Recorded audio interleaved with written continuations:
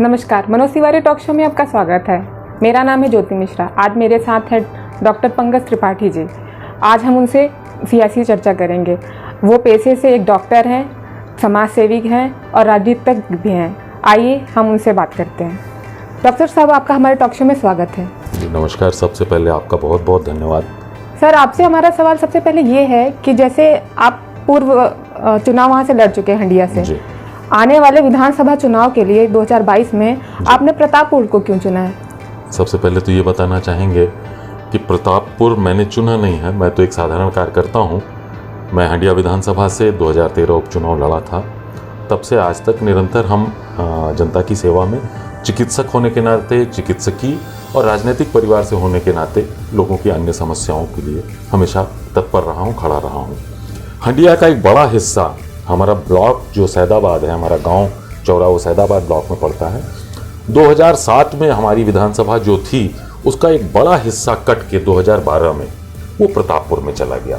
तो आज भी प्रतापपुर के लगभग हमारे सैदाबाद के 40% गांव और धनुपुर के 15 से 20% गांव जो ब्लॉक हमारा है हंडिया विधानसभा का, लेकिन वो प्रतापपुर विधानसभा में चला गया है। अब तो एक नए परिसीमन में जो गांव हमारे पूर्व की हंडिया विधानसभा में रहे हैं, प्रतापपुर में जाने के बाद वो विकास से कुछ अछूते से रहे। ये हमारी व्यक्तिगत अपनी फीलिंग ऐसी रही है। तो मन में आया कि क्यों न जो हमारा अपना ही रहा है, हम उस क्षेत्र में काम करें, उस क्षेत्र को विकसित करने का काम करें। इस संकल्प के साथ हम प्रतापपुर विधानसभा में एज ए साधारण वर्कर, एक सिंपल वर्कर की तरह मैंने वहाँ प्रयास अपना शुरू किया है। क्योंकि तहसील हंडिया लगती है प्रतापपुर विधानसभा की, ब्लॉक सैदाबाद लगता है, सर्किल ऑफिसर सीओ भी हमारे हंडिया के ही बैठते हैं।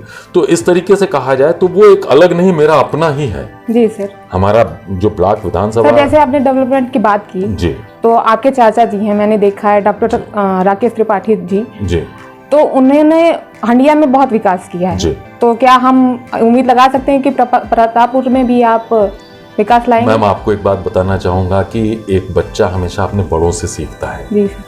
तो चिकित्सक होने के नाते मैंने जो कुछ भी मेडिकल फील्ड में सीखा, मेरे पिताजी भी चिकित्सक थे उनसे, और जब मेरा थोड़ा सा रुझान राजनीतिक हुआ तो मैंने अपने चाचा जी से उसकी सीख ली।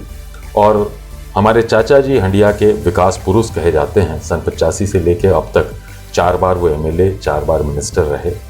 और हंडिया में आज जो कुछ भी आपको विकास दिखता है वो उन्हीं की देन है।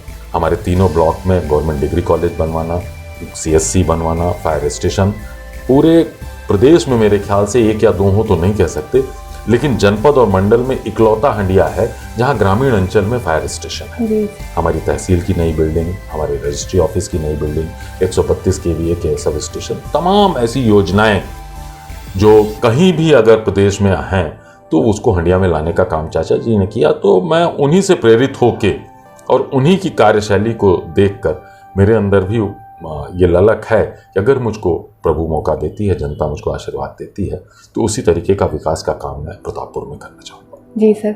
चलिए सर, राजनीति को छोड़िए, आप ये बताइए कि आप अपना दल एस के नेता हैं और बीजेपी की ये संगठन करती है, गठबंधन करती है, तो आप इन दोनों में कितना सूक्ष्म अंतर पाते हैं? डिफरेंस क्या मिलता है देखने को? देखिए, मोटिव किसी भी दल का ये है, कोई भी दल हो, सबका सिद्धांत ये है कि समाज के अंतिम व्यक्ति तक सुविधाएं पहुंचनी चाहिए। उनकी जो पीड़ा है उसको जाति और वर्ग में बांटना उचित नहीं है। जाति और वर्ग से उठ के कोई भी व्यक्ति हो, चाहे सामान्य वर्ग का हो या पिछड़ी या अन्य पिछड़ी जात का हो, उस तक सारी योजनाओं का लाभ पहुंचना चाहिए। और ultimately goal of all parties, जितनी भी राजनीतिक दल हैं, सबका अल्टीमेट गोल यही होता है कि समाज के अंतिम व्यक्ति तक हमारी, तो हम तो नहीं कहेंगे कि कहीं, हाँ, कार्य पद्धति अलग हो सकती है, लेकिन कार्य करने की सोच सबकी एक है। कोई इस रास्ते से, कोई उस रास्ते से, लेकिन हर व्यक्ति ये चाहता है, हम भी चाहते हैं कि जनता तक वो बात पहुंचे, वो काम पहुंचे, उनकी पीड़ा का कहीं भी अगर हम निदान कर सकें। सर, अक्सर देखा जाता है कि बीजेपी जब भी चुनाव शुरू होते हैं तो ध्रुवीकरण की राजनीति शुरू कर देता है। नहीं, ऐसा तो सर, ऐसे में क्या अपना दल भरोसा करता है इस बहुत मजबूत बॉन्डिंग है, बहुत मजबूत गठबंधन है। परिवार में बर्तन रहते हैं तो खटकते हैं, ऐसा नहीं है, लेकिन सामंजस्य इतना अच्छा है कि पिछली बार की केंद्र की सरकार से लेके अब तक केंद्र में अपना दल की भागीदारी वो सर्वविदित है और अच्छा काम हमारी जो राष्ट्रीय अध्यक्ष हैं माननीय अनुप्रिया जी ने भी पिछले कार्यकाल में भी, इस कार्यकाल में भी, और भारतीय जनता पार्टी का सहयोग और सामंजस्य ही है कि वो अपने वर्ग को, अपनी पार्टी के लोगों को, अपने पार्टी कार्यकर्ताओं को लाभान्वित कर पा रही हैं। तो कहीं हमें नहीं लगता कि बॉन्डिंग में कोई कमी है या कहीं कोई कन्फ्यूजन है। सर 2022 के चुनाव में बीजेपी और अपना दल एस का रास्ता आसान है आपको? जी बिल्कुल आसान है। भारतीय जनता पार्टी ने केंद्र और प्रदेश में जो कार्य किए हैं, जी सर, और चूंकि एक गठबंधन में हम अपना दल एस भी हैं, तो उन सारे कार्यों में जो भी अच्छे कार्य हुए हैं उनमें हमारी भी सहभागिता है, हमारा भी योगदान है, और उन्हीं कार्यों के बल पे 2022 का उत्तर प्रदेश का चुनाव लड़ा जाएगा। जो सबसे महत्वपूर्ण विषय है, केंद्र की योजनाएं अंतिम व्यक्ति तक पहुंची हैं।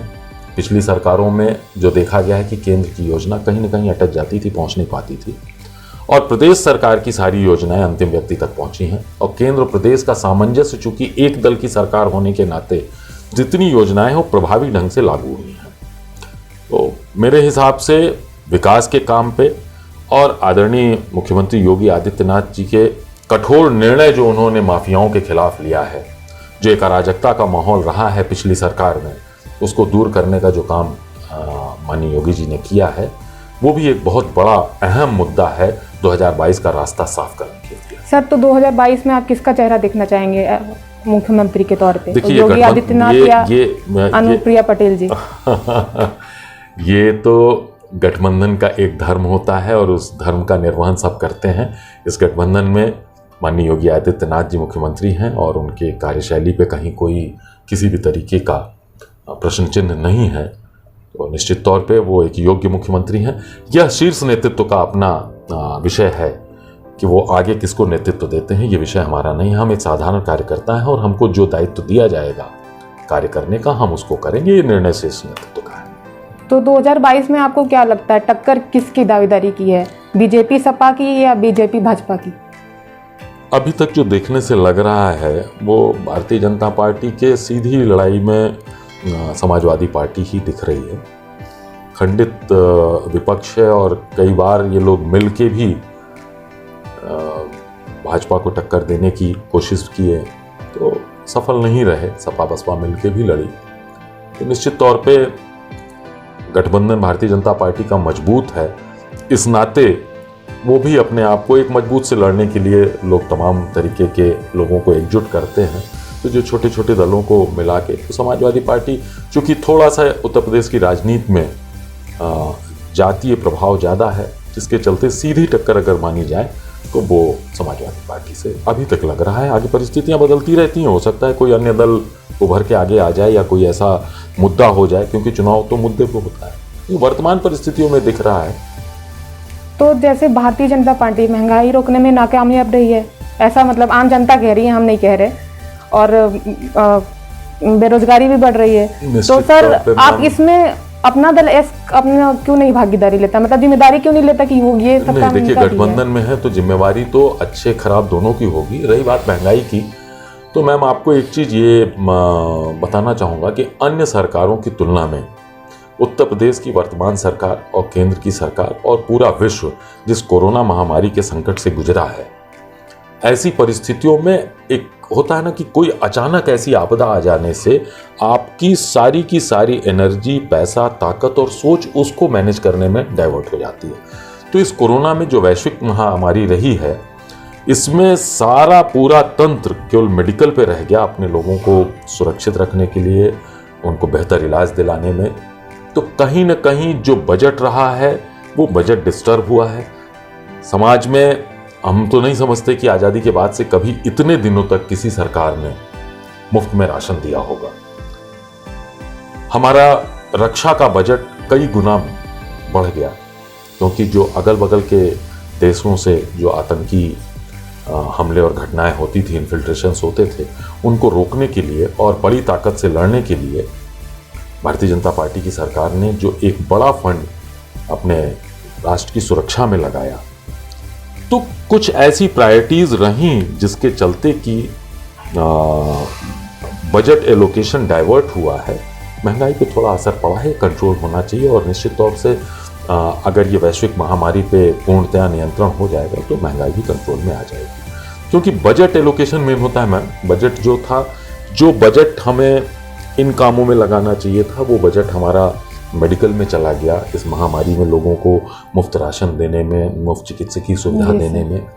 तो निश्चित तौर पे उससे थोड़ा सा फर्क तो पड़ा है। और रही बात रोजगार की, तो इस महामारी में न बच्चे स्कूल जा रहे हैं, कंपनियां बंद हो रही हैं, तो रोजगार का कोई मतलब ऐसी परिस्थिति में सोच भी नहीं सकता। पहले तो ये होता है किसी तरीके से सर्वाइव। चलिए प्रतापपुर के आते हैं। प्रतापपुर के विधायक वर्तमान वाले बागी हैं और मेरे अनुसार सपा में ही जाएंगे। तो ऐसे में आपको क्या लगता है कि प्रतापपुर में सपा मजबूत होगी या अपना दल एस? निश्चित तौर पे हम मजबूत हैं और ये उनका व्यक्तिगत विषय है कि वो किस दल में जाते हैं। राजनीति में तो ऊंट अंतिम समय तक इधर उधर करवट लेता रहता है, ये हमारा विषय नहीं है। और ये उनकी अपनी सोच है, जहाँ भी वो जाएं। ये मान के चलिए मैम कि अगर प्रभु की कृपा, पार्टी का आदेश और जनता का आशीर्वाद रहा तो 4 प्रत्याशी तो रहेंगे ही। एक सपा से, एक बसपा से, एक अपना दल भाजपा गठबंधन से, एक कांग्रेस से। 4 प्रमुख प्रत्याशी नहीं, वो कोई भी हो सकता है। वक्त है ब्रेक लेने का। ब्रेक के बाद भी डॉक्टर साहब से हमारी बात जारी रहेगी।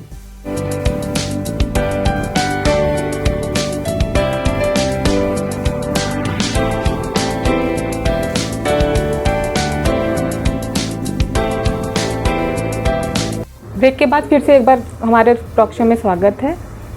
डॉक्टर साहब, प्रतापपुर में आपकी सरकार रही है जी, फिर भी वहाँ की सड़कें हों, चाहे मुख्य मार्ग हो या लिंक मार्ग हो, वो टूटी हुई हैं। इस पे आप क्या जवाब देंगे?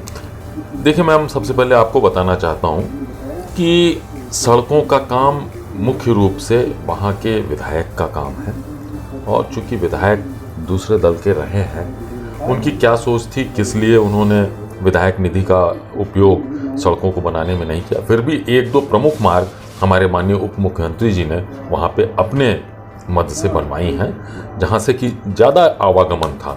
हाँ, छोटे लिंक मार्ग वो बहुत जर्जर हालत में हैं। कहीं न कहीं लोगों की सोच का और अदूरदर्शिता रही है कि सरकार होते हुए पर भी अगर वो चाहते तो ये सब कार्य हो सकते थे। सर, मैं ये जानना चाहती हूँ, प्रतापपुर में जी मुख्य तौर पे आप क्या समस्या देखते हैं? मैम, सबसे पहले तो आपने जो चर्चा की, सड़क की समस्या वहाँ पे मुख्य रूप से है जी, मुख्य रूप से सड़क की समस्या। दूसरा, प्रतापपुर में इस कोरोना महामारी में जो हमने व्यक्तिगत रूप से महसूस किया डॉक्टर होने के नाते, वहाँ पे एक सीएससी होनी चाहिए।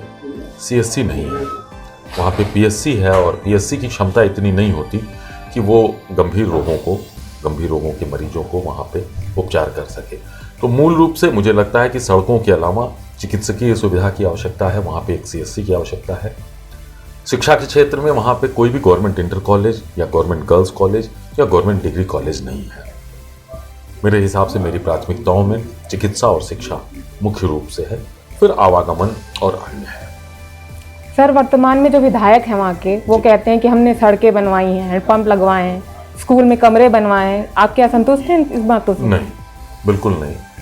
जिस व्यक्ति ने अपना पर्सनल स्कूल खोला है, उसके पास क्षमता है कि वो अपना कमरा बना सकता है। उसके लिए विधायक इसलिए चुना जाता है कि सरकार की जो निधि होती है, जो विधायक या सांसद को दिया जाता है, वो जन कल्याण के कार्यों के लिए, जन कल्याण के कार्यों में जो बेसिक मूलभूत सुविधाएं हैं उनके लिए। मूलभूत सुविधा क्या है? आपकी सड़क है, स्कूल है, अस्पताल है, बिजली है, इसके लिए है। हैंडपंप अगर किसी को दिया तो व्यक्तिगत होगा, अगर सार्वजनिक स्थान पे दिया है तो बहुत अच्छी बात है। नहीं, लोग हैंडपंप को व्यक्तिगत मान लेते हैं, तो इसको हम विकास में नहीं जोड़ेंगे। वहां पे उनको प्रयास करके सबसे पहले सीएससी बनवाना चाहिए था, जो कि सबसे ज्यादा आवश्यक मेरे हिसाब से एक चिकित्सक होने के नाते। 2017 में प्रतापपुर में आपकी सरकार हार गई थी, तो आपको क्या लगता है 2022 में ऐसा क्या नहीं, आप मतलब क्या लाएंगे या क्या नहीं लाएंगे जो आप जीतेंगे? मैम, 2017 का प्रतापपुर का चुनाव हारना दुर्भाग्यपूर्ण रहा, क्योंकि जो चयन हुआ वो उनको बहुत कम समय मिला। यद्यपि उन्होंने मेहनत बहुत की और लेकिन कम समय मिलने के कारण वहाँ पे थोड़ी सी बहुत कम वोटों से वो हारे थे प्रत्याशी। हमें लगता है इस बार पर्याप्त समय है और सरकार का हिस्सा होने के नाते उपलब्धियां बताने के लिए भी बहुत कुछ हैं। इसलिए 2022-2017 की तुलना में बहुत बहुत बहुत बेहतर रहेगा। सर, इस पे मेरा एक सवाल है। जी पिछली बार विधायक बगावत कर गए थे, जी। तो सर आप आगे कैसे इन लोगों को मैनेज करेंगे? विधायक बगावत कर गए थे या वहाँ के प्रत्याशी? प्रत्याशी ही सर, अच्छा, अपना दल के। हाँ, नहीं, बगावत नहीं कहेंगे। जैसे कुछ लोग अपनी महत्वाकांक्षा में खुद को ये मान बैठे थे। मैंने आपसे शुरू में ही कहा कि मैं दावेदार नहीं हूँ। मैं अपना दल एस का, भारतीय जनता पार्टी गठबंधन का एक सामान्य कार्यकर्ता हूँ। पार्टी का नेतृत्व अगर हमको मौका देगा, जनता हमें आशीर्वाद देगी, तो निश्चित रूप से जो अन्य लोग इस श्रेणी में रहे होंगे या होंगे, हम उनके साथ सामंजस्य बना के, क्योंकि सब परिवार के सदस्य हैं और सारे लोग एक दल के लिए काम कर रहे हैं, एक क्षेत्र के लिए काम कर रहे हैं। किसी एक को ही मौका मिलेगा तो बाकी सारे लोगों के साथ मिलकर सामंजस्य बना के हम काम करेंगे। सर, एक महत्वपूर्ण सवाल है सर, अपना दल एस से ब्रिजेश पांडे भी हैं, कैप्टन करण सिंह भी दावेदारी कर रहे हैं, विनोद रावत भी कर रहे हैं, तो इन सबसे पंकज त्रिपाठी जी अपने आप को कहाँ पाते हैं, अलग कैसे देखते हैं?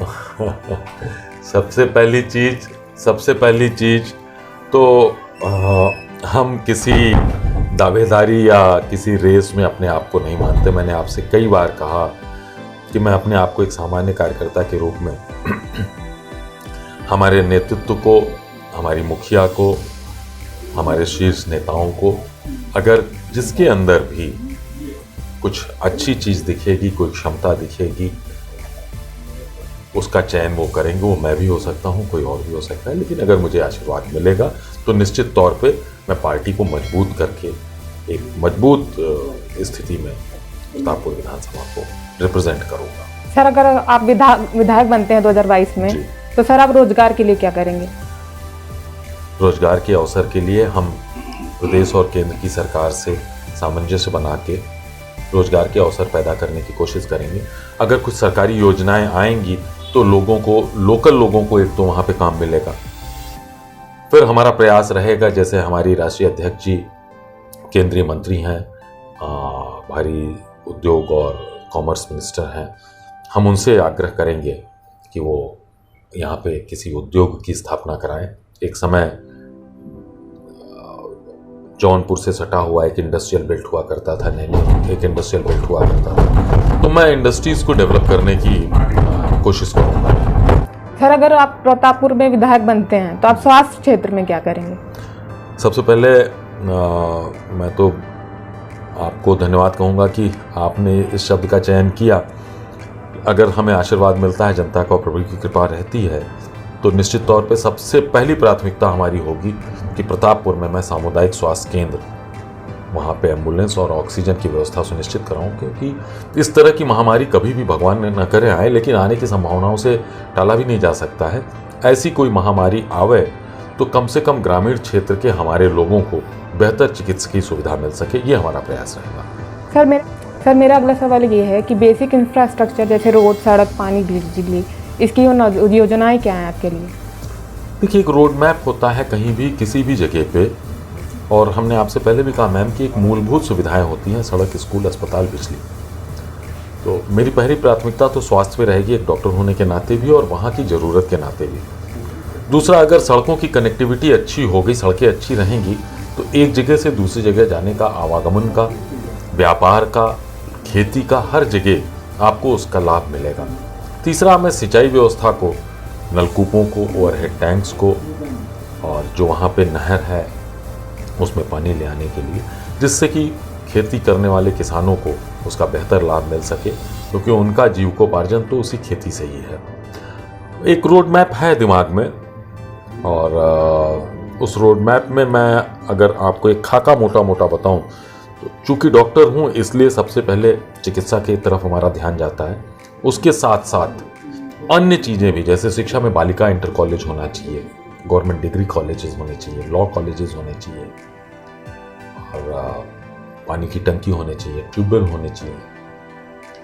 ये एक बेसिक सुविधाएं जो मतलब आम आदमी, जनता को, जो सबसे निचले तबके का व्यक्ति, उसको जाति से मत देखिए, निचले तबके का मतलब ये है कि गरीब वर्ग का, वो कोई भी वर्ग, कोई उसकी जात कोई भी हो, लेकिन जो गरीब वर्ग है उसके लिए तो खेती ही सब कुछ है।